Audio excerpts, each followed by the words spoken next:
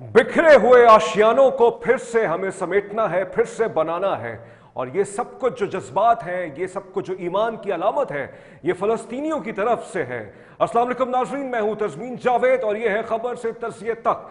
हमने इस हफ्ते प्रोग्राम नहीं किया क्योंकि मुल्क के अंदर जो कुछ डेवलपमेंट्स थी उसकी वजह से हमने फ़लस्तीन के हवाले से प्रोग्राम नहीं किया, लेकिन आज बनता है क्योंकि इस हफ्ते का हमारा आखिरी ये प्रोग्राम है। फ़लस्तीन और इसराइल के दरमियान और हमास और इसराइल के दरमियान जो है सीज़ फायर जो है वो हो चुका है। दुनिया इसको सो कॉल्ड सीज फायर कह रही है। उनको मालूम है कहीं ना कहीं नेतन्याहू जो है वो अपनी पुरानी आदतों पे, अपनी अतवार जो है उसकी बद अतवार जो है वो उस पर पूरे तौर पर उतर सकता है। लेकिन बहरहाल फ़लस्तीनी खुश हैं। अगर मैं इंटरनेशनल मीडिया उठा के पढ़ूँ और मैं चीज़ों को देखूँ, ईमान की जैसे हम लोग, जैसे हमारे यहाँ एक अगर कोई नुकसान हो जाता है, छोटा मोटा नुकसान होता है, तो हम जिंदगी भर उसको सदमात उठाते हैं। लेकिन वहां मैंने जो जज्बात देखे हैं, मैंने अपने बहुत से फ़लस्तीनियों दोस्तों से गुफ्तगू की है, मैंने कोशिश की कि उनको लाने के लिए, उन्होंने कहा कि इस वक्त हम नहीं आना चाहते, अभी हमारी पूरी कोशिश है कि अपने घरों को हम आबाद करें।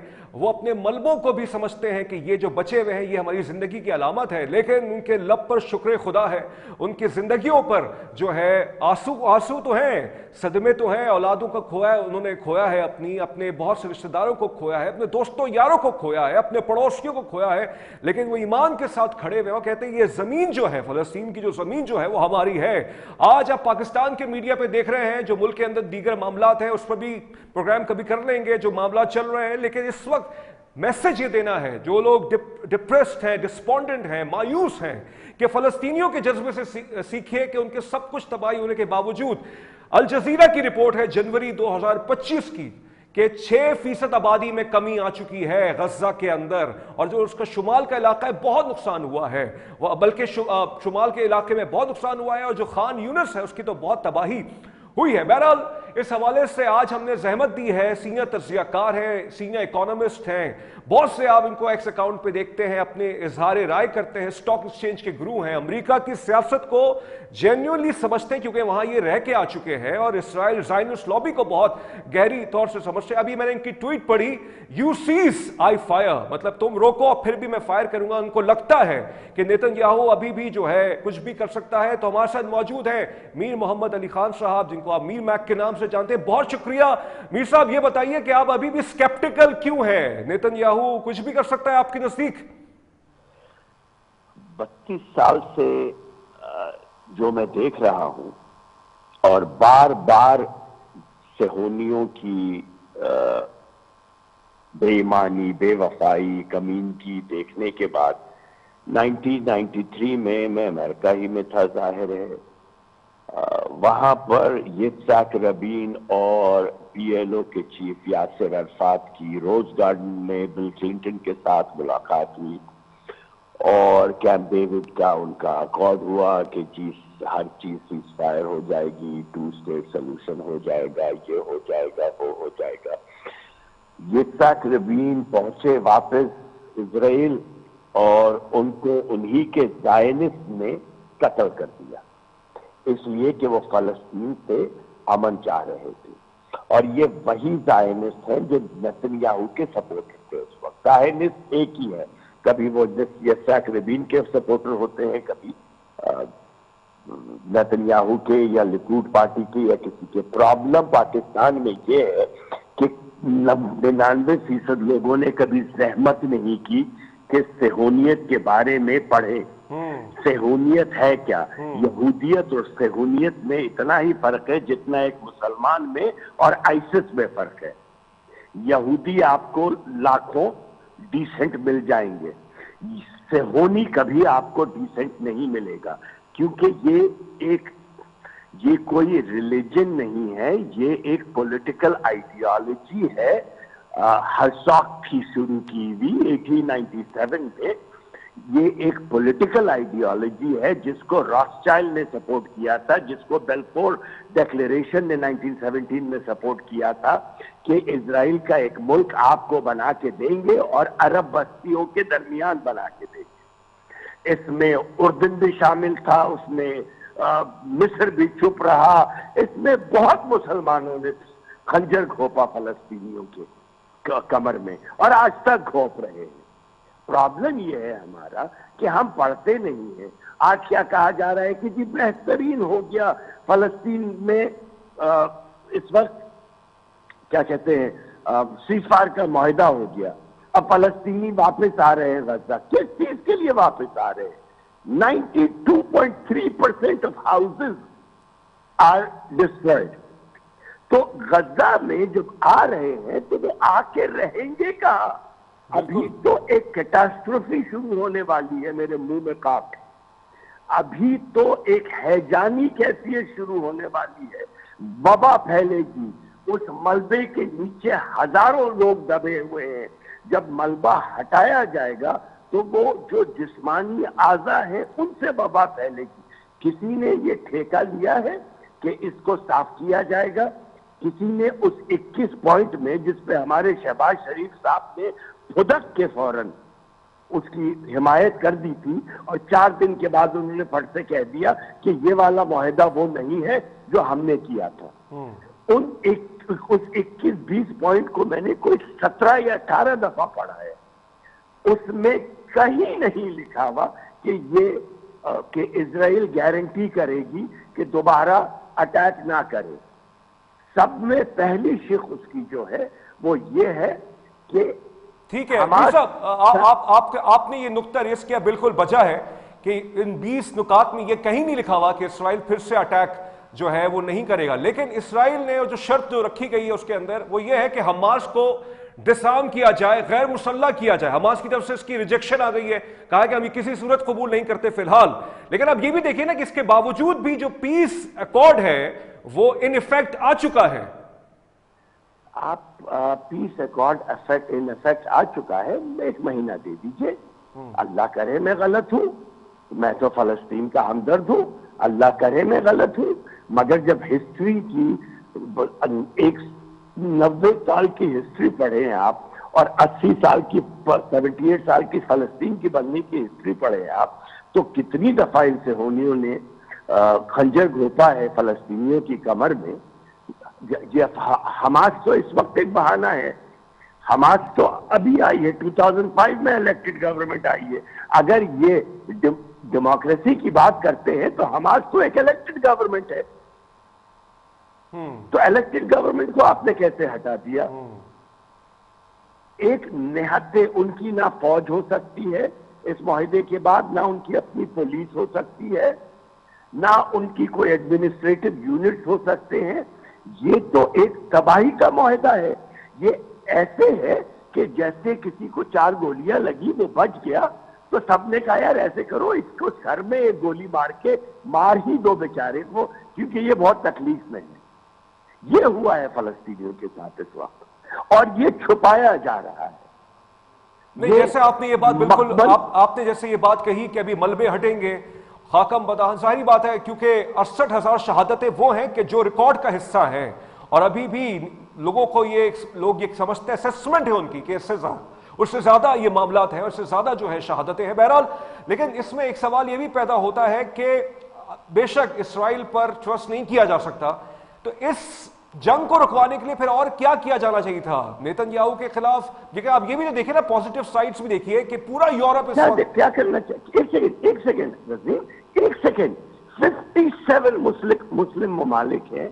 27% of the world GDP is controlled by us.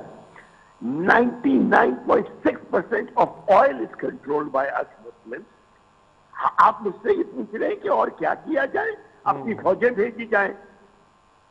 سب کے سب اپنی امریکہ سے ڈر کے, امریکہ کی غلامی میں, ویسٹرن ممالک کی غلامی میں ہم مسلمان اتنے گر چکے ہیں کہ ہم اپنے ایک چھوٹے سے فلسطین کی حفاظت نہیں کر سکتے جہاں پہ مسجد اقصی ہے. And I am not a religious fanatic. میں اس وقت اصول کی بات کر رہا ہوں, میں مذہب یا دین کی بات نہیں کر رہا ہوں. یہ جو مسلم امہ کا فساد بنایا ہوا ہے نا اتنے دہائیوں سے کہ ہم ایک امہ ہیں, ہم کوئی امہ نہیں ہے. یہ بات تو آپ کی, میر صاحب میں آپ کی بات سے بالکل سہمت ہوں, متفق ہوں. اور 28% آپ نے کہا کہ GDP مسلمان کنٹرول کرتے ہیں, اور آپ بھی اس سے آگاہ ہوں گے. ایک پازیٹیو سائڈ دوسری میں آپ کو دے رہا ہوں کہ یہی یورپ, فرانس ہو گیا, UK ہو گیا, اسپین ہو گیا، فرانس اور یوکے تو ظاہر بات ہے سیکیورٹی کاؤنسل کے باقاعدہ ممبران ہیں اور ویٹو کر سکتے ہیں، انہوں نے فلسطین کی ریاست کو تسلیم بھی کیا ہے، تو کچھ مثبت چیزیں بھی آ رہی ہیں۔ پھر یورپ کی طرف سے ہوا ہے، ایک سیکنڈ رکے، let's discuss this in a very logical manner۔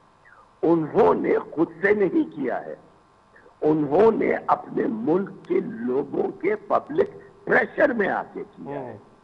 ہمارے یہاں تو پبلک پریشر ڈیولپ کرنے ہی نہیں دیا جاتا۔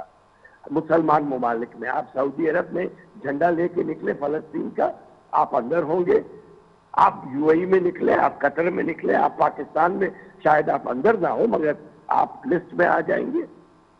بھائی ان ممالک میں اس دفعہ یورپ کے لوگوں نے یہ علم اٹھایا کہ ہم انصاف دلائیں گے، یہ غلط ہو رہا ہے، یہ ایک جینیسائیڈ ہے۔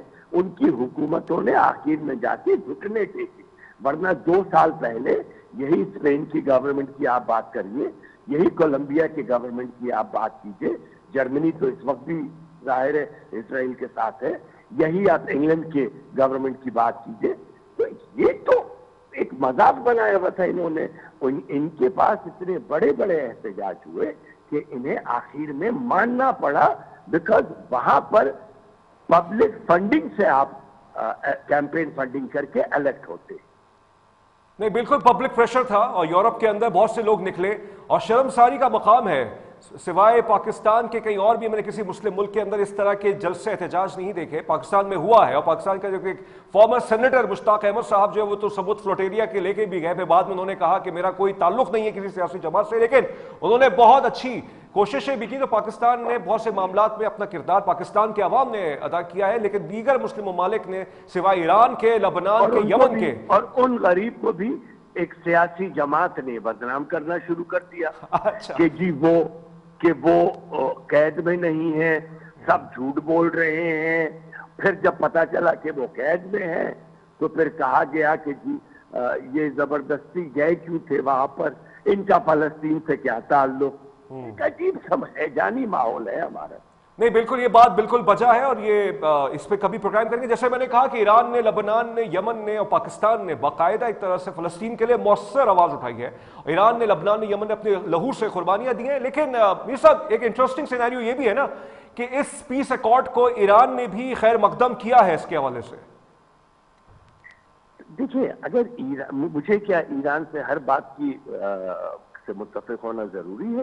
جی یہ میرا پرسنل ایک ویو ہے کہ 40-50 سال سے میں دیکھ رہا ہوں Zionists are stabbing the Palestinians in their back. They have broken every agreement which has been made historically. آپ ہسٹوریکل زاویے سے کبھی اس کے پروگرام کر لیں، میں آپ کو ہر چیز جتنے میری عقل میں آتی ہے میں سمجھا سکتا ہوں۔ میرا زاویہ دوسرا ہے، ممالک کی مجبوریاں ہوتی ہیں، انڈیویجول میرے جیسے کی کوئی مجبوری نہیں ہے، ممالک کی مجبوریاں ہوتی ہیں، انہیں باطل ناخواستہ بھی کبھی چیزوں کو ماننا پڑتا ہے۔ اگر ایران نے مان لیا ہے تو اللہ بھلا کرے ایران کا، سعودی نے مان لیا ہے تو اللہ بھلا کرے سعودی کا، پاکستان نے مان لیا اللہ بھلا کرے پاکستان کا۔ میں نہیں مانتا، میں نسل شخصیت ایک میں اکیلا انسان ہوں جو مجھے پتا ہے، میں جب مانوں گا جب 6 مہینے گزر جائیں گے اور ریکنسٹرکشن شروع ہو جائے گی، غزہ کی، ویسٹ بینک کی ایڈ آنا شروع ہو جائے گی، وہاں پہ پیس کیپنگ مشن چلا جائے گا مسلمان ممالک سے، پھر میں کہوں گا کہ میں غلط تھا، اور میں تو خوشی سے کہوں گا میں غلط تھا۔ نہیں یہ آپ نے جو پیس کیپنگ میسا پیس کیپنگ مشن کا آپ نے تذکرہ کیا ہے، بہت ہی انٹرسٹنگ ڈیبیٹ ہے اس پہ۔ انٹرنیشنل سٹیبلائزیشن فورس کی بات کی جا رہی ہے، ممکنہ طور پہ ظاہر بات ہے کچھ مسلم افواج ہوں گی اس کے اندر، اگر کہیں یہ سچویشن ڈیولپ ہوتی ہے، کیونکہ ابھی تک اس پہ نیشنل سیکیورٹی کمیٹی کی کوئی میٹنگ نہیں ہوئی ہے پاکستان کے اندر، اگر ہماری افواج سے کہا جائے کہ آپ وہاں جا کے فلسطینیوں کی سیکیورٹی کے لیے کام کیا جائے، تو آپ کو لگتا ہے کہ یہ صحیح فیصلہ ہوگا؟ کیوں نہیں ہوگا، کیوں نہیں ہوگا؟ ہماری ذمہ داری نہیں بنتی ہمارے مسلمان برادران کے لیے؟ بالکل جائیں، سر آنکھوں پہ جائیں، اور میرے خیال میں ہم صرف جائیں نا، ہم تو جا کے وہاں لیڈ کریں، کیونکہ we are a nuclear state. کہ کون سا اور مسلمان ملک ہے جس کے پاس نیوکلیئر ایسٹ ہے؟ اور اتنی ایڈوانس قسم کی فوجی ٹریننگ ہے. ہم تو دہشت گردوں سے لڑ کے مر چکے ہیں, ہم تو جیتے ہیں ان سے, ہمیں تو پتا ہے دہشت گردوں سے کیسے ڈیل کرنا ہے. All my political views aside, but when it comes to کیا کہتے ہیں supporting my forces right now for Palestine, I would do it million times. I would say yes, go, I'm with it. Lekin Mir Sahab, let's play on some theories. Na? We have to, because we have to be very skeptical. Like you said, that we cannot trust the Israeli government. ہو سکتا ہے یہ چال ہو ایک طرح سے, کیونکہ اسرائیل یہ چاہتا ہے کہ ڈس آرممنٹ ہو حماس کی, اور کسی بھی صورت ان کی وہاں پہ گورنمنٹ نہ ہو. ایک تھیوریٹیکل سوال ہے, وہاں پہ انٹرنیشنل اسٹیبلائزیشن فورس کی افواج آتی ہیں, مسلمان آ جاتے ہیں, اور مسلمان افواج خاکم بداہن کوئی ایسی سچویشن ڈیولپ ہوتی ہے کہ حماس کے خلاف ایکشن کرنا پڑتا ہے, تو وہ زائنسٹ جو مائنڈ سیٹ ہے یا کانسپریسی ہے کہ مسلمانوں کو آپس میں لڑا دیا جائے, وہ بھی تو کامیاب ہو سکتی ہے پھر. بہت اچھا سوال ہے, بہت اچھا سوال ہے. جب پیس کیپنگ مشن کہیں جاتا ہے, جب سارایوو میں گیا تھا, جب بوسنیا میں گیا تھا, جب موگادیشو میں گیا تھا, جب سوڈان میں گیا تھا, جہاں بھی پیس کیپنگ مشن جاتے ہیں وہاں پہ ایک ایگریمنٹ بنایا جاتا ہے. آپ آج C-152 پہ بیٹھ کے آپ وہاں تھوڑی اتر جاتے ہیں. تو آپ یہ ایگریمنٹ کریں کہ ہم کسی کلین اپ آپریشن کا حصہ نہیں بنیں گے, ہم حماس کے خلاف نہیں جائیں گے, ہم فلسطین کی حکومت کے خلاف اگر جو بنے گی اس کے خلاف نہیں جائیں گے, ہم شہریوں کے خلاف نہیں جائیں گے. ہمارا کام ہوگا. اوکے میر صاحب, بہت اچھا آپ نے نقطہ دیا ہے. ہمیں بریک کے لیے کہا جا رہا ہے, ہم بریک لیتے ہیں, انشاءاللہ بریک کے بعد اسی ڈسکشن کو آگے لے کے جاتے ہیں.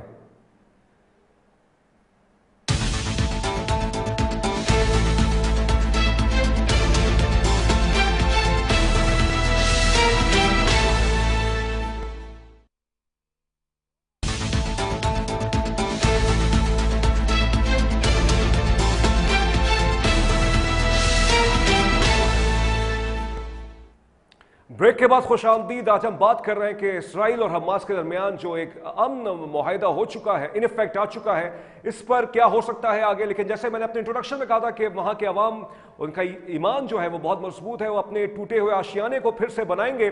میر صاحب, ایک سوال یہاں پہ پاکستان کے اندر جو عام عوام ہے, آپ کیونکہ بہت سے لوگوں سے اسٹوڈنٹ سے انٹریکشن کرتے ہیں, بہت سے پولیٹیکل لوگوں سے ملتے ہیں, ہائی آفیشل سے آپ کی ملاقات ہوتی ہے, عوام میں تو ایک بات ہے, اور وہ یہ ہے کہ فلسطین کی مکمل آزادی, پوری جو زمین ہے وہ فلسطین کے لوگوں کے لیے ہے. لیکن کیونکہ آپ کو بھی معلوم ہے کہ ہم اقوام متحدہ کے سگنیٹری ہیں پاکستان, اور پاکستان اور اقوام متحدہ 2 ریاستی حل کی بات کرتا ہے, اور پاکستان نے بھی آفیشلی یہی پوزیشن لی ہے, چاہے وہ یونائٹڈ نیشنز ہو, کہ 2 اسٹیٹ سولوشن 1967 کے صرف جو پری بارڈر کا جو ہے اس حساب سے ہونا چاہیے. لیکن عوام کے اندر یہ بات ہے کہ پوری فلسطین کی آزادی ہونی چاہیے. تو یہ بتائیے گا کہ اگر 2 ریاستی حل کی بات کی جاتی ہے اور پاکستان کے عوام یہ کہہ رہے ہیں کہ مکمل فلسطین کی آزادی ہو, پھر اقوام متحدہ میں بھی یہ سچویشن کو آپ کس طرح سے سمجھا سکتے ہیں؟ کیا کہا جائے, مجھے ہنسی آتی ہے. پاکستانی عوام کیا چاہتی ہے, پاکستان اکیلے کیا کر لے گا. پورے مسلمان ملک جب ہتھیار ڈال دے سہیلی ریاست کے سامنے, انڈائریکٹلی امریکہ کے سامنے, ٹرمپ کے, تو ہم اس وقت صرف ایک منصفانہ حل ہی چاہ سکتے ہیں فلسطین کا, فلسطینی لوگوں کا. اس معاہدے کے اندر کہیں یہ نہیں لکھا کہ فلسطین کی, غزہ کی, خان یونس کا آپ نے نام لیا, مجھے بہت اچھا لگا, اسی لیے یہاں تو لوگوں کو خان یونس کا نام تک نہیں پتا ہے.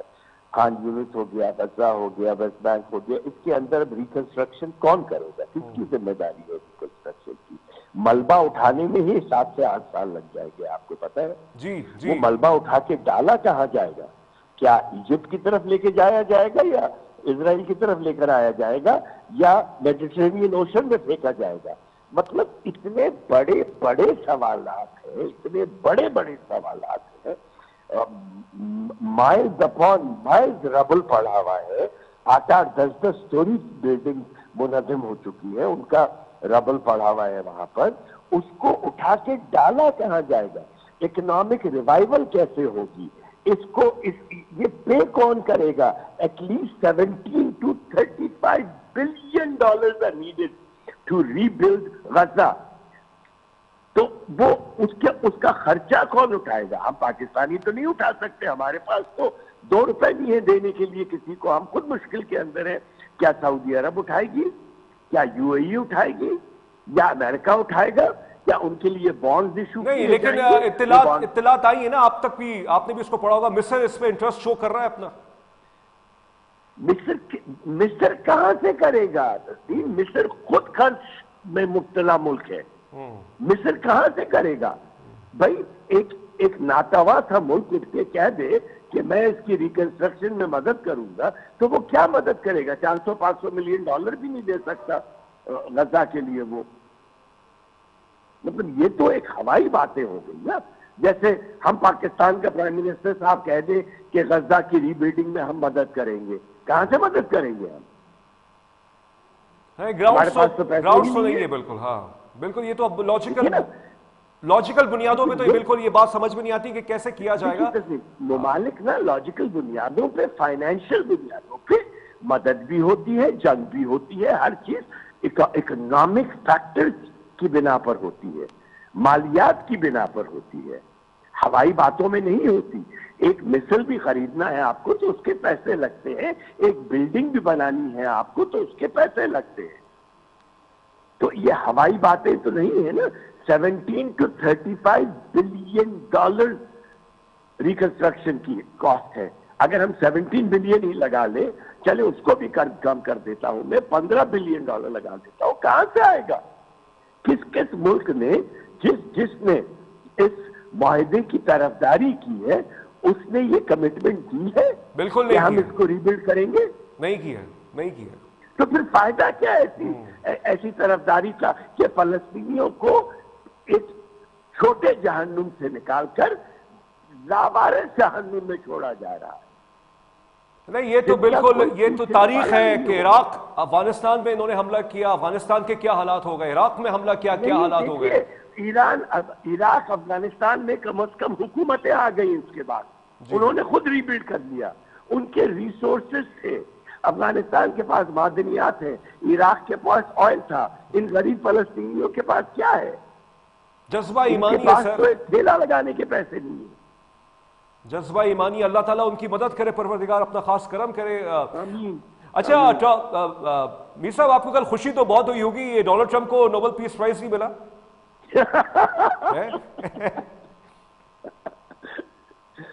میں آپ لوگوں کے ناظرین کو بتاتا چلوں، میں ٹرمپ کو جانتا ہوں۔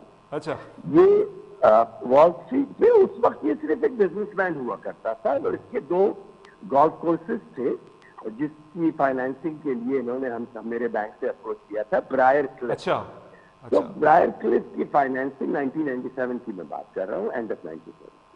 تو بہت دفعہ ٹرمپ سے ملاقات ہوئی، اس وقت میں نے اس کو نارسسسٹک پایا تھا، مگر اس وقت کوئی اس کے سیاسی ارادے نہیں تھے، تو میں نے کبھی اس کو پاگل نہیں پایا تھا۔ اچھا، آج میں اس کو ایک انسٹیبل انسان سمجھتا ہوں۔ He was never like this. He was in his late 20s, late 50s. I was in my late 20s, in early 30s. And he was a very decent human being. I've been to his penthouse at Trump Tower. I've met him in his office. بہت دفعہ یہ ہوا، مگر میں اب تو میں سمجھتا ہوں is absolutely narcissistic and mentally unstable. Has the age taken good of him? I don't think so, because I don't see any signs of aging. He's 78, 79, walks fine, talks fine. I think he is psychologically affected. لیکن سر یہ اگر اس کے بارے میں دیکھیں میر صاحب، بات یہ ہے کہ اس کے بارے میں بالکل یہ بحث ہے کہ شاید ان کا سائیکالوجیکل ایشوز ہیں، لیکن وہ بار بار دعوے کرتا ہے کہ میں نے 7 دنیا میں جنگیں رکھوائی، 8 دنیا میں جنگیں رکھوائی، بار بار انڈیا کو تانے بھی مارتا ہے کہ دیکھو پاکستان نے تمہارے جہاز گرا دیے۔ تو ڈونلڈ ٹرمپ بہت سے حوالوں سے اگر ایک پولرائز فگر بھی ہے، تو دنیا کے اندر اس نے کچھ کردار تو ادا کر دیا نا۔ کون سا کر دیا؟ کون سے 7 جنگیں رکھوائی؟ اگر آپ گنوا دیجیے۔ سب میں پہلے جو وہ کہتا ہے کہ یوکرین اور رشیا کی جنگ رکوا دی، وہ سب میں بڑی تو بڑی جنگ نہیں رکی ہے جس کا یہ وعدہ کر کے آیا تھا۔ مطلب کون سی 7 جنگیں کون سی ہو رہی تھی؟ آذربائیجان اور آرمینیا میں تو کوئی جنگ ہی نہیں ہو رہی تھی، وہ تو اس کے آنے سے پہلے ہی رک چکی ہے. اس نے دونوں کے پریزیڈنٹس کو بلا کے کہا کہ اب جنگ دوبارہ نہیں کرتا. صحیح ہے. یہ کون سی جنگ رکی ہے؟ صحیح ٹھیک ہے. لیکن بہرحال وہ وینیزویلا کی جو ہے اپوزیشن لیڈر ہے ان کو مل گیا ہے. لیکن بات یہ کل میں نے پڑھا، میرے پاس انفارمیشن نہیں تھی اس وقت، یہ جو موصوفہ ہیں یہ ڈونلڈ ٹرمپ کی بہت بڑی حمایتی سمجھی جاتی ہیں، اور ان کے حوالے سے اگر ان کو مل گیا ہے یہ نوبل پیس پرائز تو ایک طرح سے ڈونلڈ ٹرمپ کی پراکسی کو مل گیا ہے. ایبسلیوٹلی. بہت اچھا کیا آپ نے یہ بات، یہ ٹاپک نکال کر. ان کو سپورٹ انہوں نے کیا تھا، نامنیٹ انہوں نے ہی کیا تھا. جو بائیڈن کی وہ خرید شدہ ایک اپوزیشن لیڈر ہے جس کو ڈیموکریٹس بھی سپورٹ کرتے ہیں، ریپبلکن بھی سپورٹ کرتے ہیں. دنیا کے سب میں بڑے آئل کے ذخائر جو ہیں وہ وینیزویلا میں ہیں، 303 بلین بیرل. اوکے، اس کے بعد سعودی آتا ہے 286 بلین پہ، اس کے بعد پھر ایران آتا ہے.